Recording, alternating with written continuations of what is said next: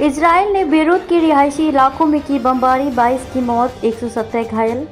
Israel ने गुरुवार की रात लेबनान की राजधानी बेरूत के डाउनटाउन शहर में कई हवाई हमले किए। इस हमले में 22 लोगों की मौत हो गई और 117 लोग घायल हो गए। इजराइल डिफेंस फोर्स IDF के मुताबिक ये हवाई हमले रास एल नभे अल नुवैरी के आसपास के इलाकों को निशाना बनाकर किया गया। लेबनान में सक्रिय ईरान समर्थित एक संगठन हिजबुल्लाह ने इजराइल पर कई हमले किए, जिसकी जवाबी कार्रवाई में इजराइल ने हिजबुल्लाह के प्रमुख नेता और ठिकानों को निशाना बनाया है। इजराइल डिफेंस फोर्स ने कुछ ही मिनटों में कई रॉकेट दागे। स्थानीय लोगों ने हमले के बाद वीडियो बनाए जिसमें इमारतों से धुआं निकलता दिखाई दे रहा है। शहर में एम्बुलेंस की सायरन की तेज आवाज सुनाई पड़ रही थी। आपको बता दें कि ये घनी आबादी वाले रिहायशी इलाकों को निशाना बनाकर किया गया था।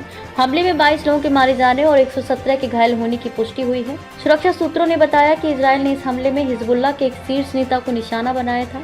इजराइल द्वारा कई बार असफल प्रयासों के बाद ये हमला काफी हद तक सफल माना जा रहा है। इजराइल ने शांति सैनिकों को भी बनाया निशाना। इजराइल के इस हमले को ये चपेट में न केवल लेबनान के स्थानीय लोग आए हैं, बल्कि संयुक्त राष्ट्र के शांति सैनिक भी घायल हुए हैं।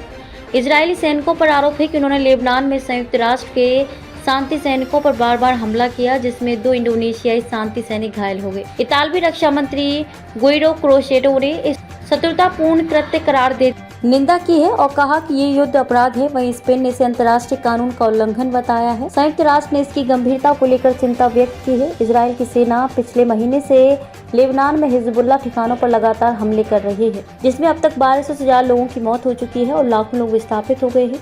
ये संघर्ष तब और बढ़ गया जब हिजबुल्लाह ने सीमा पार से इजराइल के अंदर हमला किया, जिससे इजरायली प्रधानमंत्री बेंजामिन नेतन्याहू ने संघर्ष खत्म होने तक लड़ाई जारी रखने का संकल्प लिया है। इजराइल ने लेबनानी नागरिकों को दी चेतावनी। गुरुवार को हवाई हमले से पहले इजरायली सेना ने दक्षिण में लेबनानी नागरिकों को घर वापस न लौटने की चेतावनी देते हुए किसी और स्थान पर जाने के लिए कहा था। लेबनान के कार्यवाहक प्रधानमंत्री नजीब मिकाती ने कहा कि युद्ध विराम के उद्देश्य से अमेरिका और फ्रांस के बीच संपर्क चल रहा है।